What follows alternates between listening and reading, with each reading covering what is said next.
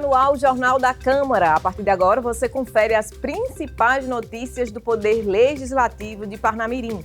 Nos destaques de hoje, servidores da Câmara participam de ação do Setembro Amarelo. Dia D de vacinação antirrábica acontece no sábado, dia 27. O Legislativo realiza evento dedicado à conscientização e à promoção da inclusão das pessoas com deficiência.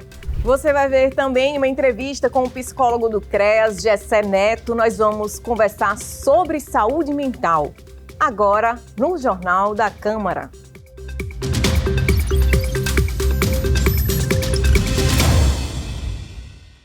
Preocupado com a saúde mental no ambiente de trabalho, em proporcionar condições adequadas para a boa função do serviço público, o Legislativo promoveu uma ação alusiva ao Setembro Amarelo.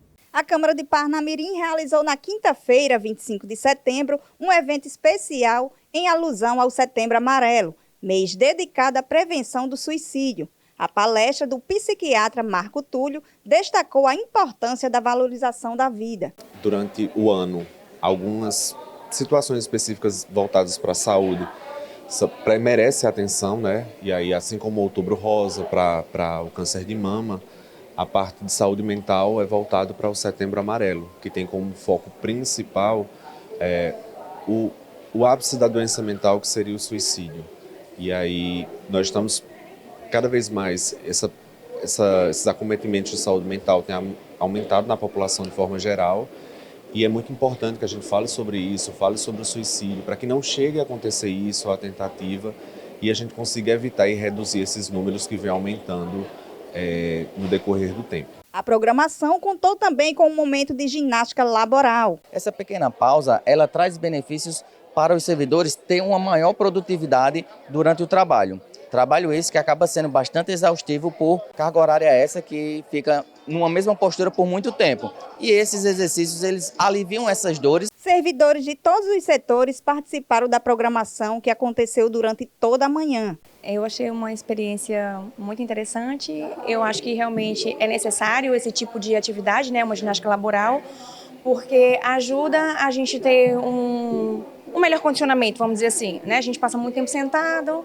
então eu acho muito importante que a gente possa ter, inclusive que possa ter uma certa frequência. Eu acredito que é uma iniciativa muito importante, porque melhora muito a qualidade de vida, né, dos servidores. A gente se movimenta, a gente passa muito tempo parado, às vezes sentado, então é de extrema importância. O movimento faz parte da promoção à saúde, né, de cada indivíduo. A nutricionista Tatiana Gaeta apresentou aos servidores as conexões entre a dieta e a saúde mental, mostrando como escolhas alimentares podem influenciar positivamente o bem-estar. Que bom estar aqui com vocês hoje falando sobre um tema que eu adoro.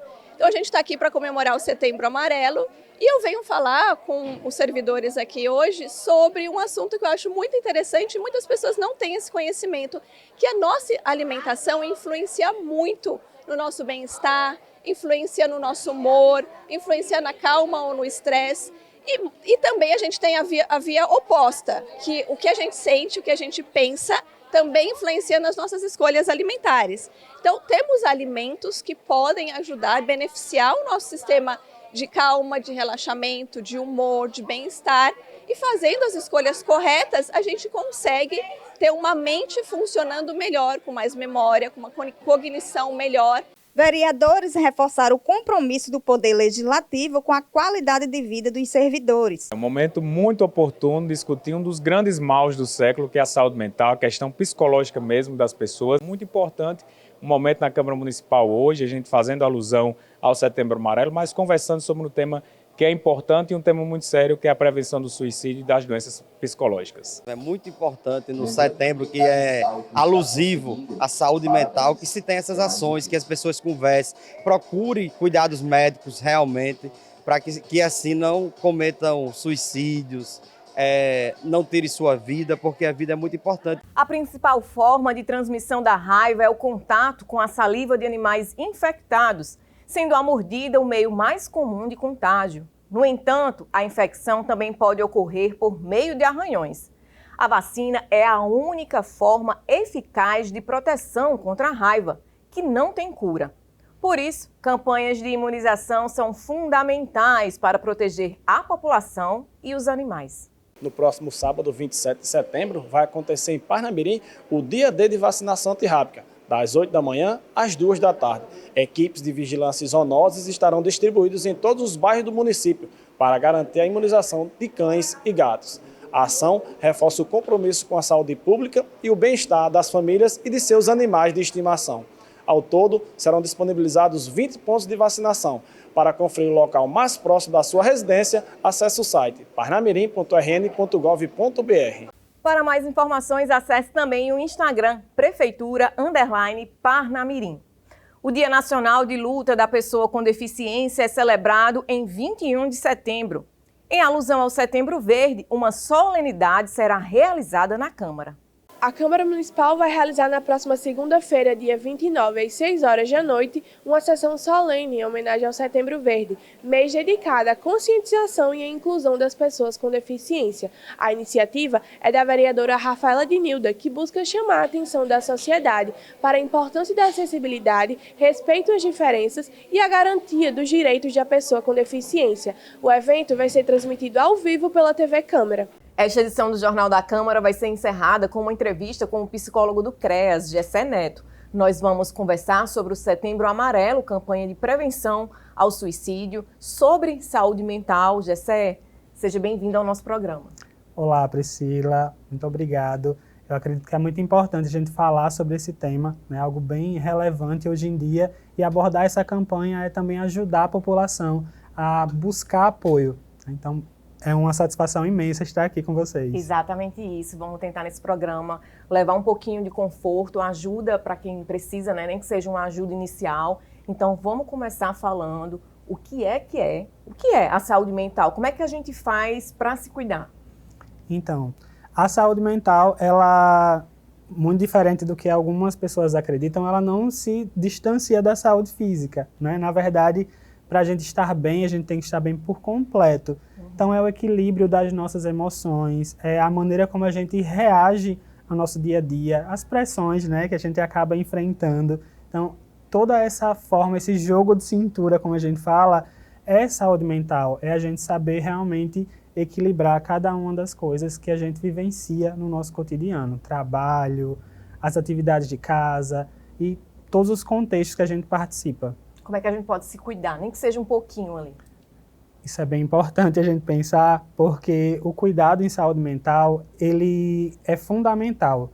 Quando a gente fala em cuidado de saúde mental, a gente pensa em atitudes simples.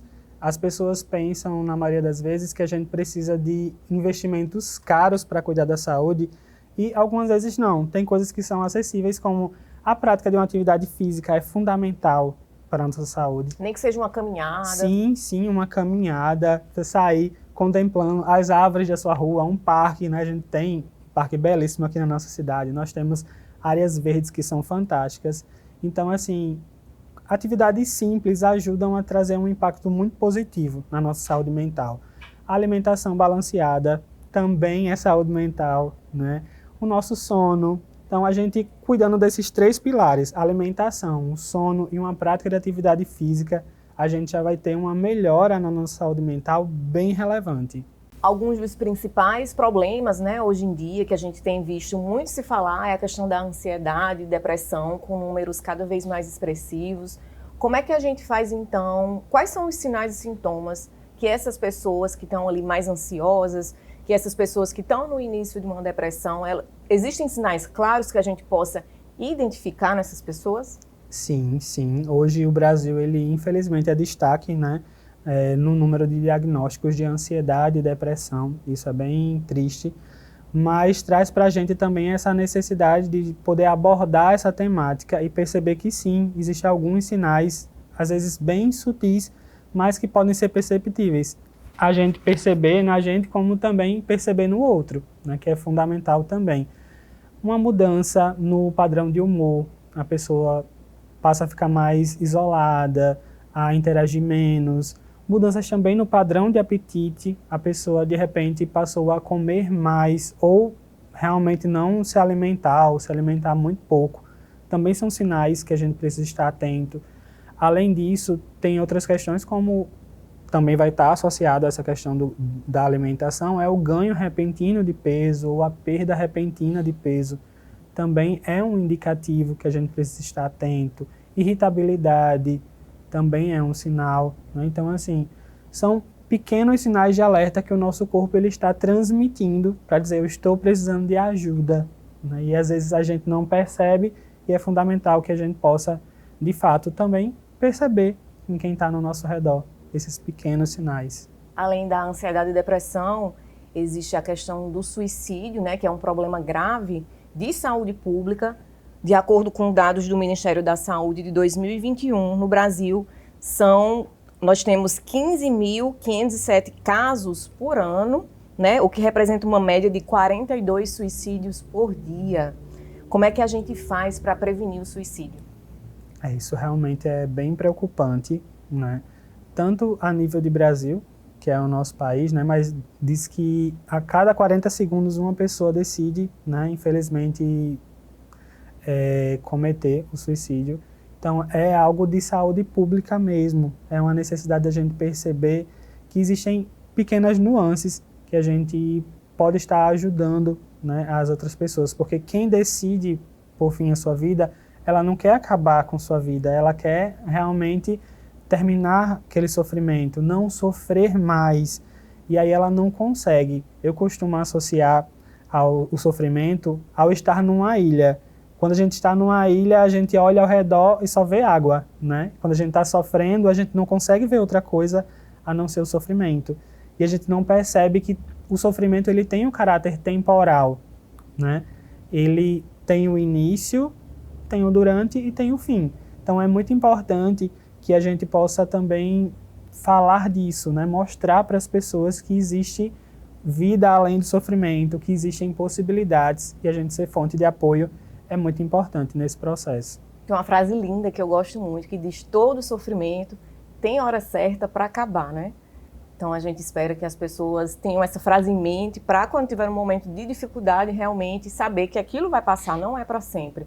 Mas aí o familiar, o amigo, como é que a gente ajuda essa pessoa? Essa pessoa que tem ideias em relação ao suicídio, né? Elas também deixam sinais perceptíveis que a gente é capaz de captar, de enxergar. E o que é que a gente faz para ajudar essa pessoa também? Sim, elas acabam soltando, digamos assim, como a gente fala, né, esses sinais. Através da fala, né, às vezes uma frase que diz, eu não aguento mais, eu não suporto mais, eu não sei mais o que fazer da minha vida. São sinais de que a pessoa realmente está em sofrimento, né? Mudanças comportamentais, às vezes perdas repentinas, também podem trazer à tona esse tipo de comportamento, né, de ideação suicida. Então é muito importante a gente perceber isso. Às vezes a pessoa ela realmente se desprende de coisas que ela gostava muito. Tipo, eu tenho um pet que eu amo e aí você tem como cuidar? Eu não tenho mais como cuidar dele de jeito nenhum, né? Ou a pessoa, através de uma ligação, de uma videochamada, ela vai dizer, olha, é como se estivesse se despedindo, como a gente fala. Olha, eu gosto muito de você e tudo mais. Então, assim, fora do contexto, né? A pessoa, às vezes, se despede e aí a gente não percebe, né? Ou percebe depois, infelizmente. Então, realmente compreender isso, se eu não estou perto, verificar, ela mora com alguém, eu posso avisar alguém que a pessoa pode não estar bem, eu posso realmente também ser essa fonte de apoio, de ir até lá. Eu estou indo aí para a gente conversar pessoalmente, né? Então, a gente poder perceber esses pequenos sinais, né? Essas demonstrações de momentos de tensão acaba sendo muito importante para ajudar essas pessoas que não estão conseguindo ver que a situação delas tem uma solução. Quais os serviços e canais de apoio, né? A gente identifica, a gente enxerga, e a atitude que a gente deve ter nesse momento? Qual é? Procurar qual instituição? Geralmente, dependendo do nível de atenção que a gente precisa, né? Se for emergencial, a gente precisa ligar para o SAMU. A pessoa está num risco iminente, está numa situação que pode se machucar, é importante acionar o SAMU, né? Mas existem outros níveis, né? Atenção básica. A unidade de saúde ela é porta de entrada para os principais cuidados em saúde. É lá que a pessoa vai receber as primeiras informações, encaminhamentos e o suporte que ela precisa. O cuidado especializado ela vai ter no CAPS, no SER, né, que são alguns das instituições que a gente tem aqui no município, né, para esses cuidados em saúde mental também, né? E aliado a isso nós temos na região metropolitana, né, na capital, na verdade, serviços de escola de psicologia que prestam um apoio, muitas vezes de forma gratuita ou com um valor simbólico, acessível de 5, 10 reais, e você consegue ter um apoio naquele momento de sofrimento. Então, o primeiro passo é procurar a unidade básica de saúde e a partir dali o cidadão ele vai ser direcionado para os outros serviços. Você é psicólogo do CREAS, o CREAS presta esse serviço específico à população. Quais são os serviços oferecidos? Como é que funciona? O CREAS ele é uma instituição da assistência social, né, da Secretaria de Assistência Social. Ele não vai trabalhar diretamente com o paciente de saúde mental, que a gente chama do fluxo, né, que é o caminho do tratamento. Mas a gente faz parte da rede, né? Nós somos porta aberta, funcionamos de segunda a sexta, de 7h30 às 17h. E aí a pessoa ela pode sim comparecer para um atendimento, para uma informação, para encaminhamentos também, né? Às vezes a pessoa não sabe o caminho que vai seguir, então ela pode ir lá e aí ela vai receber as orientações importantes que ela pode estar buscando esse atendimento que ela precisa. Qual o endereço do CREAS, onde é que ele fica localizado? O CREAS ele fica localizado na Rua Aspirante Santos, número 239, aqui no centro. Excelente. E a questão das redes sociais, hoje em dia, né? A gente sabe, a gente vê aí, né? Não só a internet mostra, como muitas notícias dizem respeito ao uso em excesso das redes sociais, muitos adolescentes, muitas crianças começando a utilizar muito cedo essas redes sociais e o impacto que essa rede, né, que as redes causam na vida das crianças, dos adolescentes. As coisas têm ficado mais difíceis por causa disso. Como é que a gente ultrapassa isso? Como é que a gente faz para que isso não seja tão dolorido assim? Sim, Priscila, infelizmente as redes sociais elas foram desenvolvidas para prender nossa atenção como se fosse realmente uma substância que causa um vício mesmo, né? Então, algumas atitudes elas podem ajudar a diminuir esse consumo excessivo de redes sociais, principalmente porque é um terreno, digamos assim, livre e muitas vezes tem conteúdos que eles não são adequados, que eles vão favorecer, né, principalmente comportamentos que vão deixar a pessoa mais entristecida, que é o que a gente chama de comparações com outras pessoas, já que nas redes sociais a gente posta só o que é bonito, só o que é bom, e aí a pessoa que não está vivendo isso, ela vai acentuar o seu sofrimento. Então, a maioria dos celulares hoje, os smartphones, tem nas configurações o bem-estar digital, que é você monitorar o tempo que você fica, né, consumindo tela, e lá tem o tempo das redes sociais. Então você pode monitorar isso também, né, e meio que ser essa sua própria fonte de apoio e percepção. Não, eu estou usando muito tempo, né, o quanto que é recomendado por dia. Vão ter especialistas que vão dizer que o máximo seria assim, estourando 4 horas para um adulto, né, por dia. E é muito tempo também, né? É muito tempo, porque a gente acaba usando o celular também para o trabalho, né, para outras coisas que não só o uso recreativo, o uso de redes, né. E aí é muito importante a gente perceber isso e buscar alternativas offline, né. A gente está muito ligado com o digital e a gente tem que ir um pouquinho para o analógico mesmo, como a gente falou. Contemplar a natureza, ver uma praia, sair com os amigos. Muitas vezes a gente deixa de realmente apreciar uma boa conversa para ficar conversando pelo aparelho celular, né? Então é muito importante a gente perceber que pequenas mudanças podem fazer grande diferença na nossa saúde mental como um todo. Saindo desse tema da rede social para a questão de remédios, né? Pelo uso, sei que você é psicólogo, geralmente quem indica ali o remédio vai ser um médico psiquiatra, mas você também entende sobre o tema. As pessoas ainda têm, a gente sabe que em muitos momentos, né, é preciso de fato que a gente se medique, né? É preciso que o médico medique o cidadão. As pessoas ainda têm um tabu muito grande em relação a esse tratamento que é necessário muitas vezes para a saúde mental? Sim, sim. Como você bem falou, o psicólogo ele não vai trabalhar diretamente com remédios, né? Mas a gente acaba lidando com esse paciente que precisa de medicamentos. E quando a gente faz essa indicação, esse encaminhamento, na maioria das vezes as pessoas têm uma resistência por conta desse tabu, né? Não, quem toma remédio é louco. Então vem dessa constituição realmente cultural, histórica do Brasil. E a gente não para compreender que às vezes a gente precisa daquilo por um momento, né? A gente tem a visão da pessoa que faz tratamento de saúde mental, uma pessoa dopada, que não interage, que não trabalha. Mas na verdade, na maioria das vezes, a pessoa precisa de um cuidado temporário. O tratamento que realmente funciona é aquele que tem início, meio e fim. E aí o acompanhamento é o que vai fazer diferença nisso.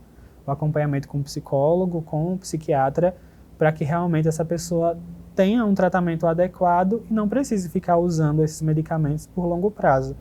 E também quebrar um pouquinho desse tabu. Afinal de contas, a gente toma remédio para dor de cabeça, para gripe. Exatamente. E porque a gente se precisar também, toma o resto a vida inteira, né? Porque a gente toma Sim, para diabetes, para sim. pressão alta, para vários outros problemas, né? E por que não também, se for necessário, né? Se um profissional de saúde achar que é fundamental. Fazer uso de longo prazo. Algumas pessoas vão precisar em casos específicos, né?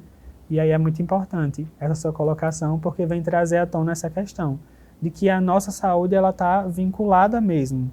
É mente e corpo, não tem como a gente separar. Não tem. De acordo com dados do próprio CVV, agora do mês de junho, foram recebidas no país mais de 199 mil ligações. Aí tem o dado aqui do Rio Grande do Norte, também relacionado ao mês de junho, eu fiz esse recorte, que é o último mês disponível lá na planilha no site, foram 4.661 ligações. Demonstra que as pessoas estão buscando ajuda, né? Você acha esse um serviço importante, fundamental? Como é que você vê enquanto profissional de saúde? É extremamente relevante, né, o serviço do Centro de Valorização da Vida. Afinal de contas, buscar cuidado em saúde mental, principalmente quando a gente precisa acessar políticas públicas, geralmente é um desafio. A gente não consegue de imediato, né? E o Centro de Valorização da Vida, ele não vai servir como tratamento, mas eles são um canal de escuta, né? E eles são considerados utilidade pública nacional, né? Justamente por esse serviço tão relevante que eles prestam para a população. E ali você sabe que vai ser ouvido, independente de qualquer coisa. Você não vai ser julgado, que você não vai receber conselhos prontos, você vai ser ouvido. E o que muitas vezes falta nas nossas relações hoje é a gente ser ouvido de fato. Ser enxergado, né? Se sentir acolhido. Sim, sim. É muito importante. E que a gente possa também desenvolver isso, né? Mudar essa cultura e passar a ouvir também. Porque quando a gente faz bem para o outro, a gente também recebe o bem, né? Isso tem um efeito contagioso. Não tenho dúvida. Nós estamos chegando ao final da nossa conversa, mas antes de terminar, eu gostaria que você repetisse, então, quais são esses serviços disponíveis para aquela pessoa que está assistindo a gente e precisa, né, para onde ela deve ir, o que ela deve fazer, e também deixar essa mensagem para essas pessoas, né? Agora, fazer o convite para que elas procurem se cuidar também, se enxergar e se cuidar, né? E não procurar atitudes extremas, que a gente sabe que a vida sempre vai valer a pena. Sim. Inclusive, o tema desse ano é Se Precisar, Peça Ajuda. Nós temos aqui em Parnamirim, né, geralmente nos bairros, os CRAs, que são também instituições da Secretaria de Assistência Social, que é porta aberta, que também presta informações, encaminhamentos e vão também ajudar a população a conhecer os caminhos que ela pode estar indo em busca desse atendimento.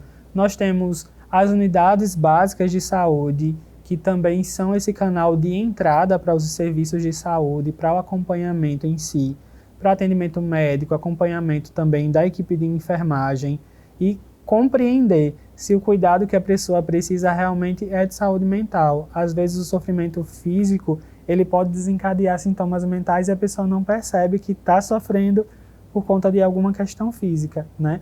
Mas relacionado aos cuidados em saúde mental é muito importante a gente perceber que nós temos sim algumas instituições que podem estar nos ajudando nesse processo. Então é muito importante que a gente possa perceber que nós somos únicos no mundo. Não tem outra pessoa igual a você.